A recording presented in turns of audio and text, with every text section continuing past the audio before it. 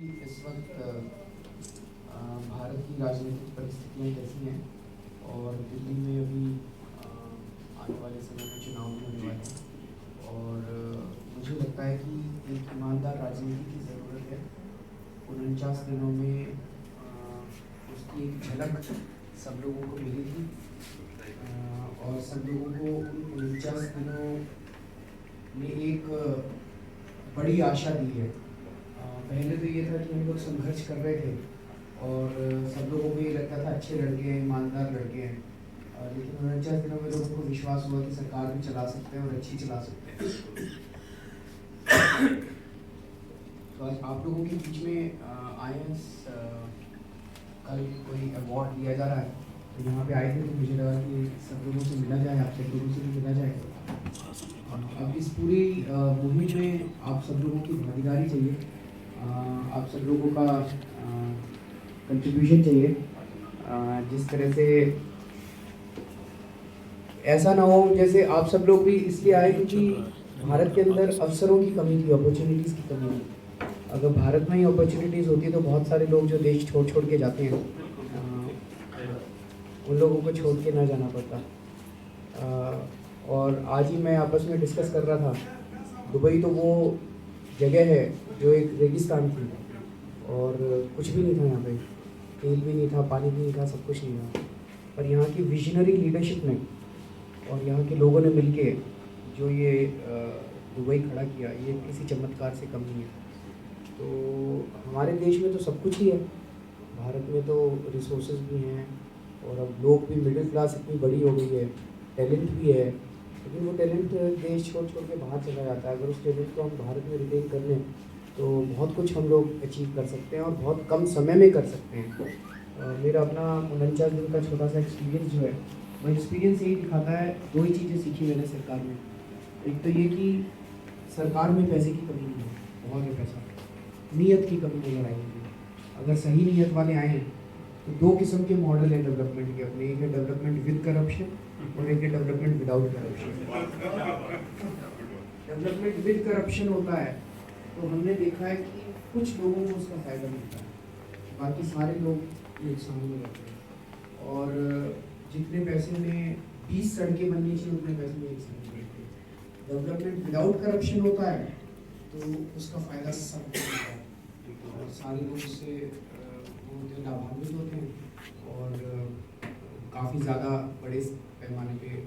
तो एक चीज़ तो मैंने ये, दूसरी मैंने ये सीखी कि बहुत सारी समस्याएं सरकार ऐसे प्रेजेंट करती है कि बड़ी कॉम्प्लिकेटेड प्रॉब्लम्स हैं, 99% समस्याओं के समाधान हैं, वहाँ भी वेस्टेड इंटरेस्ट्स हैं जो समाधान होने नहीं देते।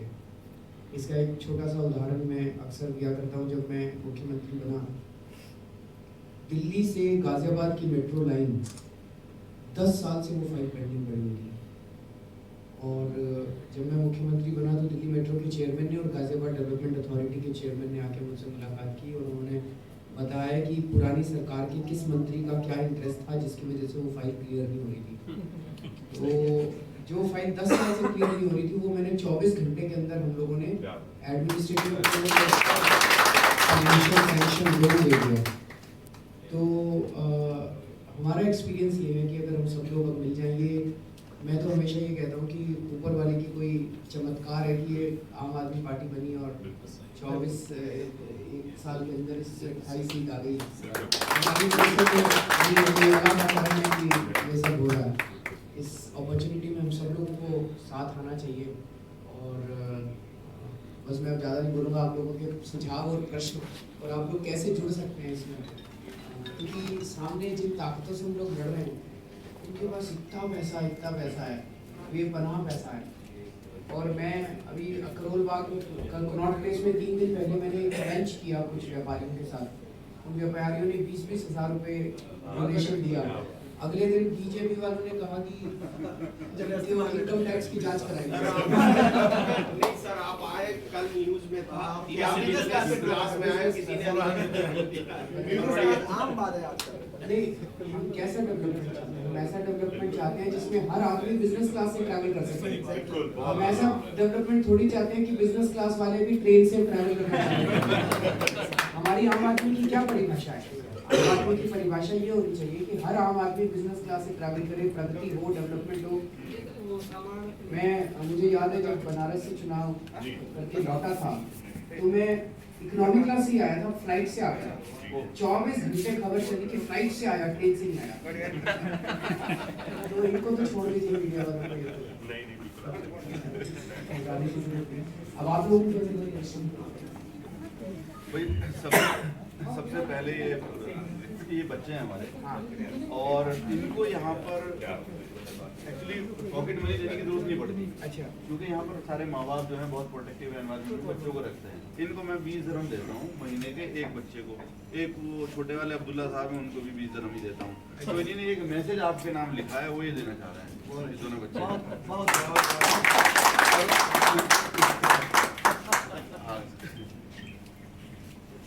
बेटे इधर देखना था ना, इधर एक इधर आ जाओ, एक इधर आ जाओ। अच्छा, इन्होंने अपना वो हाँ ये आ जाओ ऊपर ऊपर मैं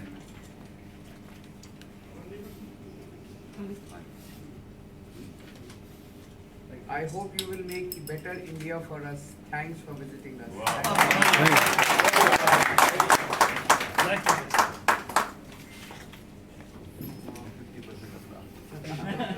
ये बच्चे हैं इनकी अपनी।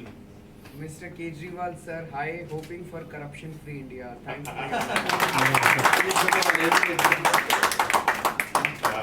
अब आप लोग अपने सजेशन दे सकते हैं। बच्चों की बात तो सुन ली सबने कि हम लोग क्या चाहते हैं। दिल्ली में आने वाले दिनों में इलेक्शन होने वाले हैं, तो मालूम हो।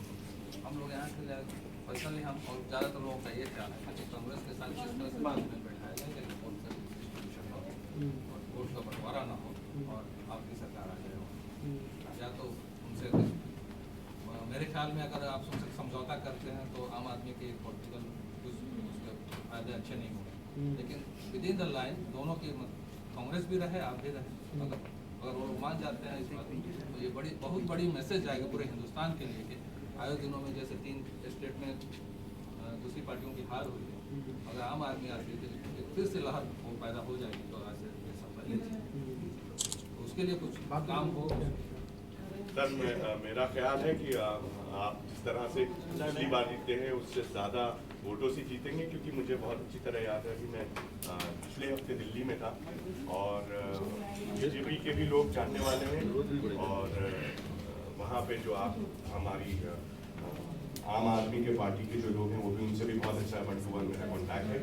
तो मेरी बुआ की जो बेटी है वो नोएडा में रहती है और एक नहीं हज़ारों ऐसी बहन और भाभियां हैं जो इंतजार कर रही हैं आप पार्टी का दिल्ली में, क्योंकि मैं उस दरमियान दिल्ली में था और बड़ी दुआएं हो रही थी कि भैया इलेक्ट्रिसिटी जो है वो आधी हो गई है। तो वो दिन आज भी वो इंतजार कर रहे हैं और मुझे लगता है कि हमारे जिस लोगों से जिस खानदान से मैं मिडिल क्लास या लोअर मिडिल क्लास या गरीब तबका आता है, मुझे तो खैर सारी चीजें मिल जाती हैं, उन लोग बहुत तरसते हैं। आज भी हमें पानी पीने को नहीं मिलता है, आज भी 1 घंटे या 2 घंटे की उनको शायद लाइट भी नहीं मिलती होगी। तो मेरा अपना मानना ये है कि अच्छे कैंडिडेट हो और मैं एक बात और कहना चाहता हूँ यहाँ पे बीजेपी और जो इस तरह की तमाम ताकतें हैं उन्होंने इस इलेक्शन को लेट ही इस वजह से किया है कि जो आम आदमी का प्रभाव है उसको कम से कम कर सके और अपने तरह के जो इन्वायरमेंट है अपनी वहाँ पे सेटिंग करें, मगर शायद वो कामयाब नहीं होंगे। आज का वोटर बहुत ही समझदार है, उसको पता है कि उसे कहाँ वोट देना है, किसको वोट देना है। अब वो पहले जमाने में बातें होती थी अब कि वो हमारा खानदान वाला है, वो इसका खानदान वाला, अब वो चीजें खत्म हो चुकी। मुझे लगता है कि आप जिस तरह से पिछली बार आए थे और सबको सरप्राइज किया था, खासकर हमारी शीला दीक्षित दीदी को आपने किया था, it was the biggest surprise in India और मुझे लगता है ये सबसे बड़ा सरप्राइज है। और मैं उस दरमियान सुनता था और जिस तरह से उनका वो एक टोन था, मैं भी वो ऊपर वाले ने खत्म की। आप पार्टी के अच्छे कैंडिडेट हो और मुझे लगता है आपकी स्कूटनिंग बहुत अच्छी है, आपका जो फॉर्म है वो मैंने देखा हुआ है कि क्या कैसा कैसा होना चाहिए, आप उसके जरिए आए और किसी से आपको करने की मुझे नहीं लगता है कि आपको जरूरत है। क्या कहते हैं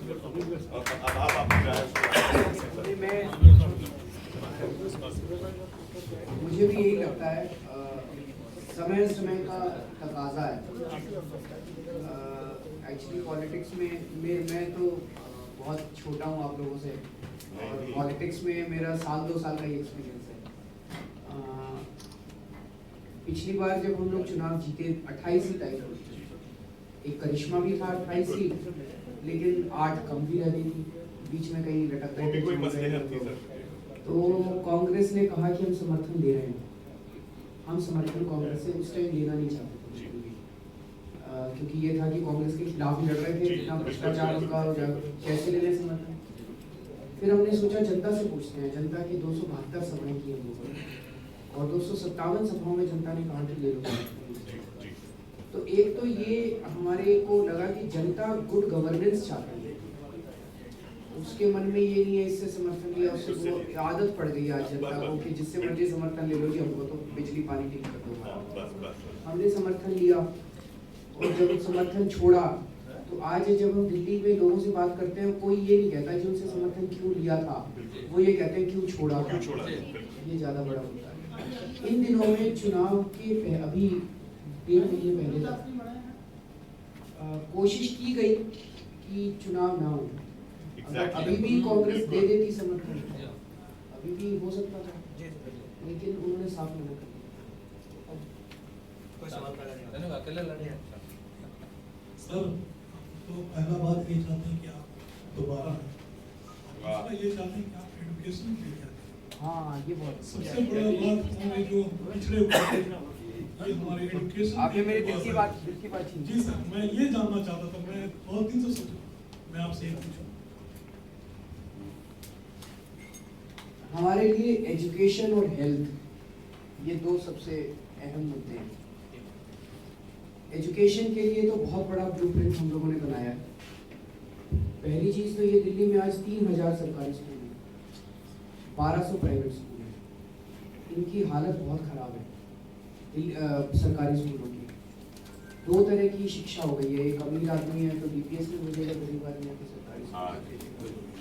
और आज बच्चे का एडमिशन कराना लगभग नामुमकिन हो गया। सरकारी स्कूल वाले भी एडमिशन नहीं देते। तो हमें जितना मर्जी पैसा खर्चा करना पड़े, मैं आज आपको एश्योर करता हूँ कि 5 साल के अंदर सरकारी स्कूलों को हम इतना अच्छा बना देंगे कि मंत्री भी अपने बच्चों को सरकारी स्कूल में भेजेंगे। मंत्री, बिजनेसमैन, अमीर लोग भी अपने बच्चों को, हम प्राइवेट को बंद नहीं करेंगे, लेकिन सरकारी स्कूलों को इतना अच्छा करेंगे कि सभी लोग अपने बच्चों को सरकारी स्कूल में पढ़ाने में गर्व महसूस करेंगे। और इसके लिए हमें चाहे जितना पैसा खर्चा करना पड़े, that will be our first priority. 12वीं स्कूल तक, 12वीं क्लास तक फ्री एजुकेशन सरकारी स्कूलों में जो भी पढ़ाएगा 12वीं क्लास तक फ्री होगी। 12वीं के बाद हमने एक स्कीम बनाई है। दिल्ली में आज 95% मार्क्स भी आ जाए अगर बच्चे के, तो एडमिशन नहीं मिलता। बिल्कुल सही कह रहे हैं। उसका कारण ये हो गया कि पिछले 20 साल में दिल्ली में नए कॉलेज नहीं खोले गए। बीजेपी की भी सरकार रही, कांग्रेस की भी सरकार रही, नए कॉलेज नहीं खोले गए, तो डिमांड बढ़ती गई, पॉपुलेशन बढ़ती गई और कॉलेज बने नहीं। तो हमने तय किया कि अगले 5 साल में 20 नए कॉलेज खोलेंगे। कॉलेजेस की कैपेसिटी टोटल डबल करेंगे, number of seats, and we bring it to a level कि 70% से ज़्यादा बच्चा अगर आए तो, अगर वो पढ़ना चाहे आगे तो उसको एडमिशन मिल सके दिल्ली के अंदर। तीसरी चीज़, हायर एजुकेशन, 12वीं क्लास के बाद की एजुकेशन आज सरकारी स्कूलों के, कॉलेजेस के अंदर भी फीस बहुत बढ़ गई है। मेरे ज़माने में मैं IIT में पढ़ा था, 32 रुपये ट्यूशन फीस। आज मेरी बेटी का IIT में एडमिशन हुआ है, 50,000 रुपये हमने जमा कराए हैं 6 महीने में। तो अगर एक लोअर मिडिल क्लास का आदमी हो और उसके 3 बच्चे हों, तो एक बच्चे को तो लोन लेके पढ़ा लेता है, दूसरे तीसरे बच्चे में तो उसकी नानी याद आ जाती है, और बच्चे को भी बड़ा बुरा लगता है जब उसके माँ बाप स्ट्रगल कर रहे होते हैं पैसे के लिए। तो हमने तय किया 12वीं क्लास के बाद बच्चे को अपने पैरों पे खड़ा करेंगे। एजुकेशन लोन लेने के लिए आज जब बैंक में जाते हैं तो बैंक कहता है गारंटी दो, जमीन दो, घर दो, कहाँ से लाई जमीन रहेगी। तो हमने ये तय किया है कि सरकार बैंक को गारंटी देगी। 12वीं क्लास के बाद, 12वीं क्लास के बाद जब बच्चा एडमिशन लेने जाएगा तो उसको साथ में एडमिशन के एक फॉर्म बैंक का भी मिलेगा, जिसको भी बच्चे को, अगर माँ बाप दे रहे हैं तो अच्छा है, नहीं तो अगर लोन चाहिए वो फॉर्म भर देगा और बैंक से फीस सीधी कॉलेज को चली जाएगी। कॉलेज से निकलने के बाद जब उसकी नौकरी लगेगी तो वो बैंक का पैसा वापस कर देगा। किसी की नौकरी नहीं लगती और वो डिफॉल्ट करता है, फिर सरकार उसका पैसा वापस करेगी, माँ बाप को चिंता करने की जरूरत नहीं। हमने असेसमेंट किया था, बैंक से पूछा था, बैंक ने कहा जी 6 से 7% एजुकेशन लोन्स का डिफॉल्ट होता है। हमने कहा मान लो 20% तक भी हो जाता है। एक तो ये कि this is not a wasted expenditure, मेरे लोग तैयार हो, it's an investment on human resources. तो 20% की मैंने कॉस्ट कैलकुलेट की कि अगर 20% भी डिफॉल्ट हो गया तो साल में मुझे 400 करोड़ रुपए खर्च करने हैं। 400 करोड़ रुपए तो कुछ भी नहीं होते मेरी दिल्ली के सारे बच्चों को डिग्री देने के लिए हायर अरे तो बाबू के पास में 15,000 करोड़ की संपत्ति है तो ये हमारा एजुकेशन सर एक चीज और, उर्दू के लिए आप क्या करेंगे? इसमें दो चीजें हैं। एक तो जैसे जो थर्ड लैंग्वेज है जो स्कूलों में पढ़ाई जाती है, आज ऑप्शंस में मेरे बच्चे भी पढ़ते हैं तो जर्मन दी जाती है, फ्रेंच, उर्दू दी जाती है उसमें। जबकि उर्दू, और एक और चीज बुरा मत मानिएगा, उर्दू मुसलमानों की भाषा नहीं है।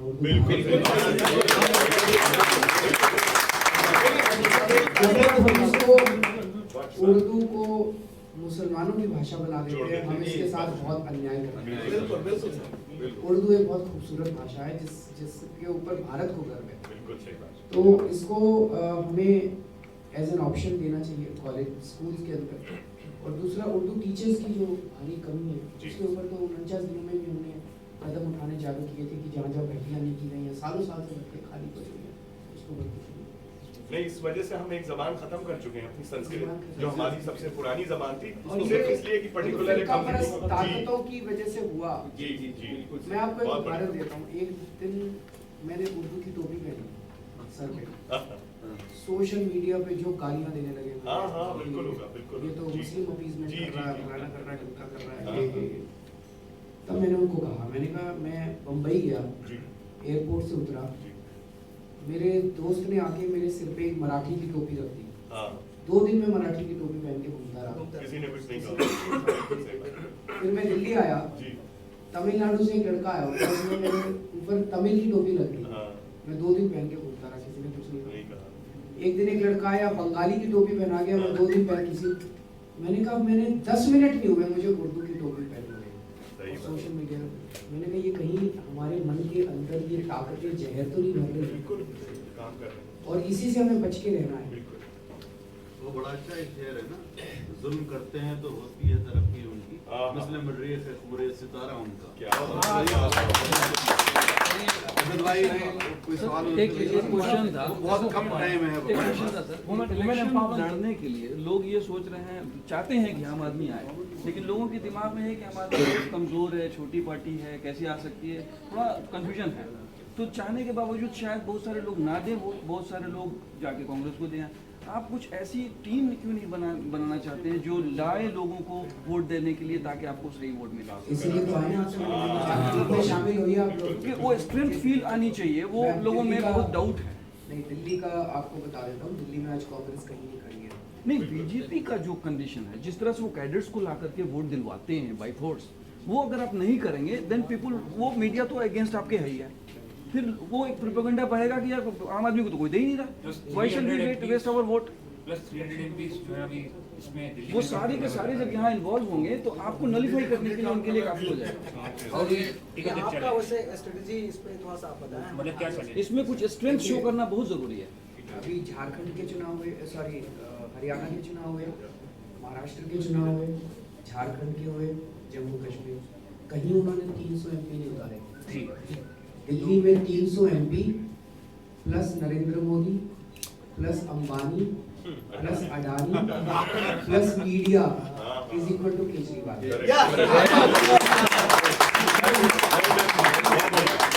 उनको डर है, डर तो है, कुछ तो है। दिल्ली के अंदर गली गली के अंदर हमारा कार्डर है, बहुत स्ट्रॉन्ग कार्डर है, और दिल्ली में हमने संगठन बहुत जबरदस्त तैयार किया है। इंशाल्लाह अगर यही इसी किस्म का दिल्ली के बाद हमने पूरे देश के अंदर इस किस्म का संगठन तैयार कर लिया तो बहुत बड़ी बात होगी। दिल्ली के अंदर आज लोगों को ये समझ है टक्कर सीधे बीजेपी और आम आदमी पार्टी है, कांग्रेस को बोलना बेकार है। और इसमें जितने ये 300 MP भेजेंगे उतना फायदा है, क्योंकि ये गाली गलौज कर रहे हैं। मैंने तो बोला था, कई जगह बोला, हम कहते हैं हमारी सरकार बनी तो हम 20 नए कॉलेज खोलेंगे, ये कहते हैं केजरीवाल बिजनेस क्लास से खुलता है। इनका एजेंडा क्या है, हमारा एजेंडा क्या है? हम कहते हैं हम महिलाओं को सुरक्षा देने के लिए पूरी दिल्ली के अंदर CCTV कैमरा लगाएंगे। ये कहते हैं शाजिया इल्मी ये छोड़ के चले गए, बीजेपी में आ गई। हम कहते हैं हम पूरी दिल्ली को वाईफाई सिटी बनाएंगे, ये लोग कहते हैं इनके यहाँ से अश्विनी उपाध्याय छोड़ के चला गया। इनके पास एजेंडा ही नहीं है, इनके पास ब्लूप्रिंट ही नहीं है, ये केवल गाली गलौज करते हैं। ये दिल्ली के लोगों को धीरे धीरे साफ होता जा रहा है। ये एजुकेशन वाला एजेंडा मैनिफेस्टो में आया तो अच्छा रहेगा। पूरा है सर। अभी हम लोगों ने क्या किया है, दिल्ली डायलॉग करके कई एक्सपर्ट्स को शामिल करना है, तो ये पूरा दिल्ली डायलॉग इसके ऊपर हो चुका है, यूथ के ऊपर हमारा। यूथ में कॉलेजेस वाली बात, एजुकेशन लोन वाली बात, 1 लाख जॉब्स क्रिएट किए जाएंगे, वो सारी बातें हो चुकी है, वो अनाउंस भी कर चुके हैं। एजुकेशन और हेल्थ के ऊपर शायद 27 दिसंबर को हमारा वुमेन एम्पावरमेंट और सिक्योरिटी के बारे में आप वुमेन सेफ्टी के ऊपर काफी हम लोगों ने, बिकॉज दिल्ली के अंदर वुमेन सेफ्टी बहुत बड़ी बात है।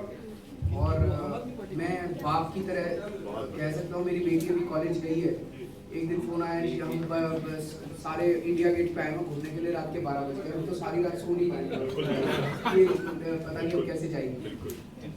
लेकिन दिल्ली के सारे ऑटो वाले मेरे फैन हैं, तो उसको ऑटो मिल गया।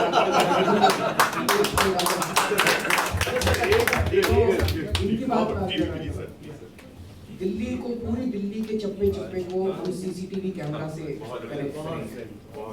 पहली बात तो दिल्ली को पूरा वाईफाई सिटी बनाएंगे। वाईफाई बनाने के लिए 100 करोड़ का खर्चा है, हमने कई एक्सपर्ट से पूछा। वाईफाई बनाने के बाद आप वाईफाई कैमरा लगा दीजिए, आपको वायरलेस कैमरा लगा सकते हैं। तो 1 मिलियन कैमरा से हमने कैलकुलेट किया पूरी दिल्ली का चप्पा चप्पा जो है कवर हो जाएगा।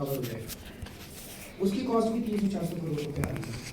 इससे क्या होगा कि कहीं किसी महिला के साथ कोई गड़बड़ है, वो आपकी पिक्चर कैप्चर हो गई, वीडियो कैप्चर हो गया, तो that will act as a deterrent.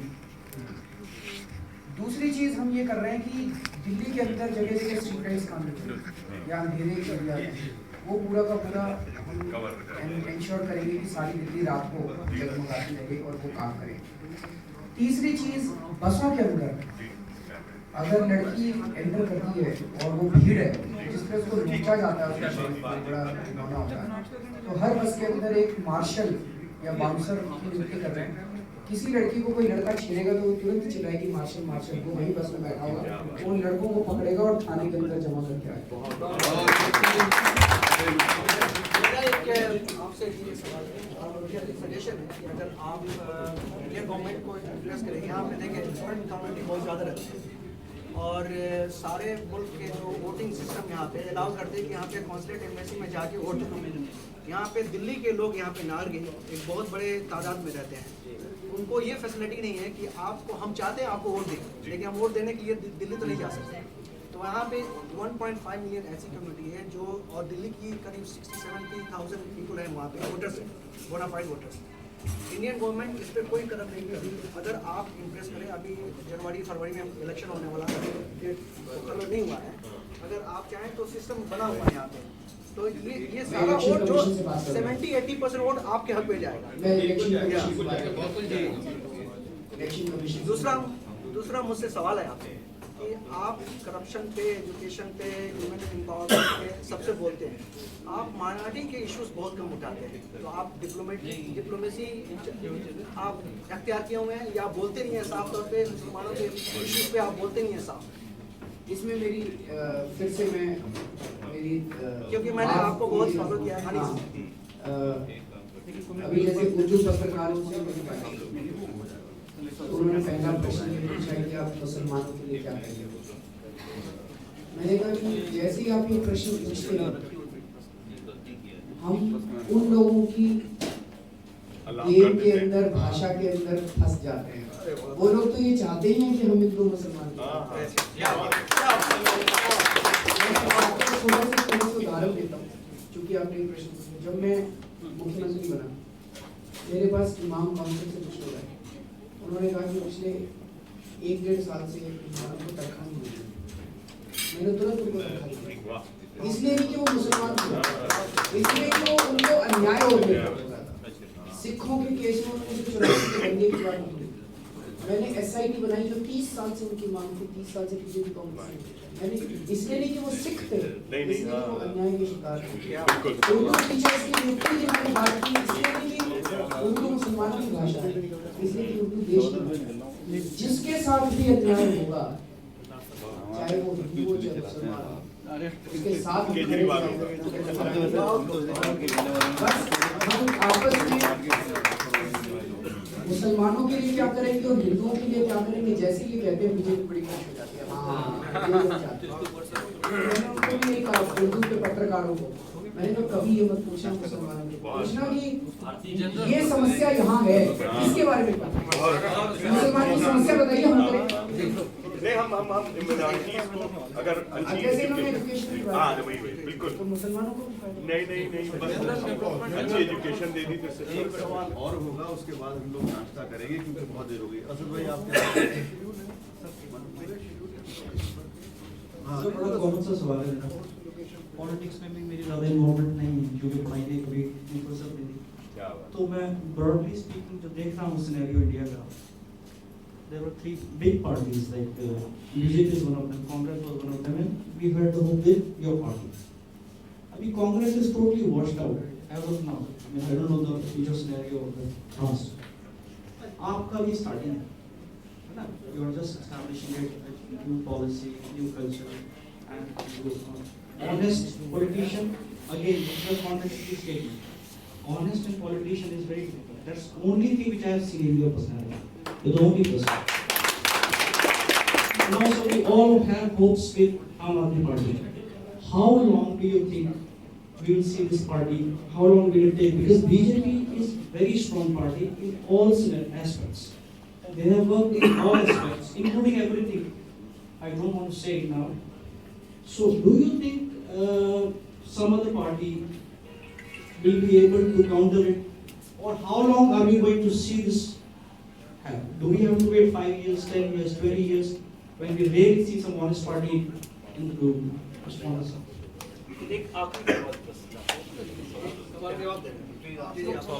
नहीं ब्रेकफास्ट के समय भी कर सकते हैं। मैं हमेशा इसमें थोड़ा सा फिलोसफिकल होगा, मुझे माफ कर दीजिए। मैं पहले भगवान में यकीन नहीं करता था, लेकिन पिछले 3-4 साल में यकीन इतना ज़बरदस्त हो गया, उसे आप चाहे अल्लाह कह लीजिए, खुदा कह लीजिए, राम कह लीजिए, कृष्ण कह लीजिए, बात एक ही है। मुझे लगता है कि आज हम इन ताकतों को इतना बड़ा मान रहे हैं, इनविंसिबल मान रहे हैं, इनकी एरोगेंस और इनकी क्रूएल्टी जैसे जैसे आगे समय आएगा ये बढ़ती जाएगी। एरोगेंस तो दिख रही है, और वो कांग्रेस की एरोगेंस ही उसको लेके डूबी है ना। करप्शन तो ये कई साल से कर रहे थे, लेकिन पिछले 3-4 साल में जो इनकी एरोगेंस हो गई थी वो जनता को पसंद नहीं आई, और इनकी एरोगेंस तो अभी से ही आसमान छू रही है लोगों की, और जो सक्सेस इनको मिलती जा रही है। आप प्रकृति पे भरोसा रखिए, प्रकृति कभी भी हमेशा कुछ ना कुछ पैरेलल खड़ा करेगी। हो सकता है वो आम आदमी पार्टी हो सकता है कुछ और निकल के और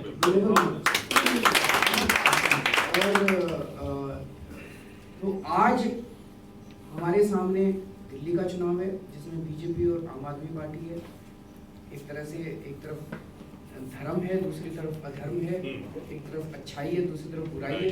आज आप उसका साथ दीजिए और आगे का बहुत लंबा मत सोचिए, वो ऊपर वाले पे छोड़ दीजिए, वो कुछ ना कुछ ठीक ही करेगा।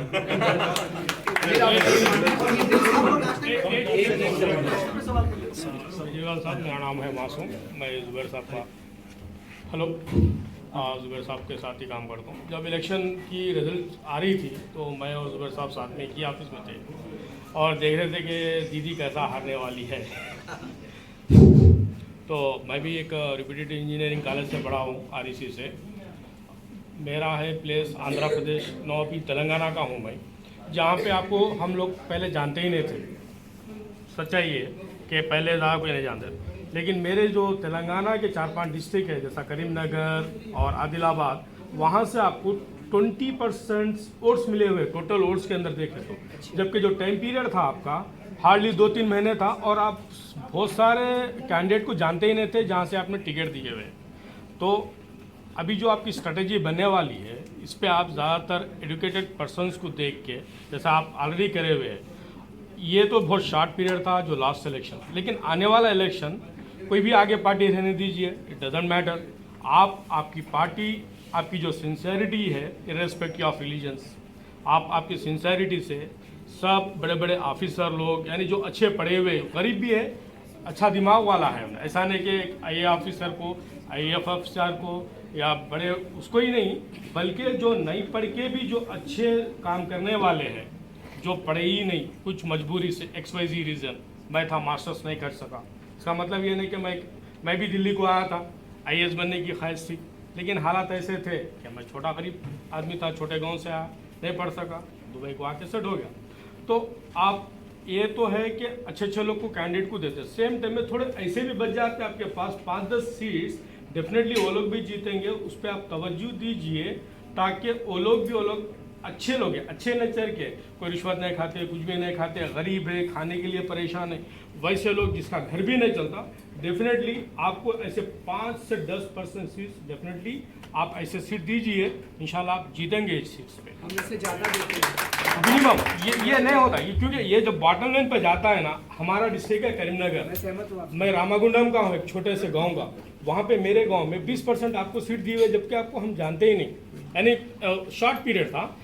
लेकिन आज मेरे जो वर्कर्स है यहाँ पे काम करने वाले, स्पेशली तेलंगाना के, वो लोग बोलते हैं कम से कम आपका नाम भी लेने नहीं आया तो झाड़ू तो बता देते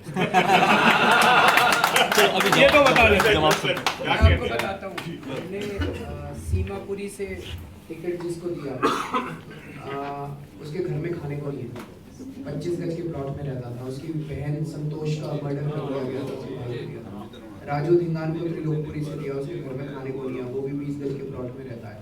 तो कम से कम 25-30 ऐसे लोग हैं जो अपने समाज में काम कर रहे थे, अब लेकिन सपोर्ट उनको आपको करना पड़ेगा, चुनाव लड़ने के पैसे तो चाहिए। बिल्कुल। और आज वही सबसे बड़ी जीत है, वो आज जो जीत बीजेपी की है वो अडानी, उसकी अपनी नहीं है, अडानी मुकेश अंबानी की जीत है। और मैं तो हमेशा ये कहता हूँ कि वो अडानी से पैसा लेके चुनाव लड़ते हैं, तो चुनाव जीतने के बाद यार अकाउंटेबल टू अडानी। बिल्कुल बिल्कुल। मैं आप लोगों से पैसा लेके चुनाव लड़ूंगा तो मैं आपको वापस ले लेंगे।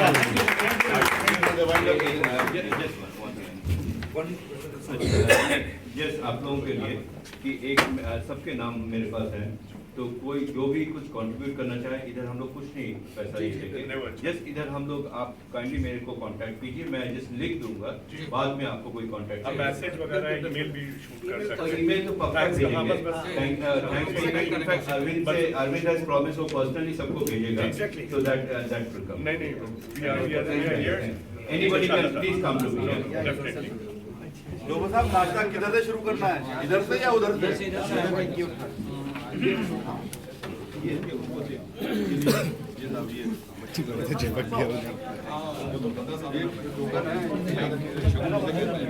हम लोग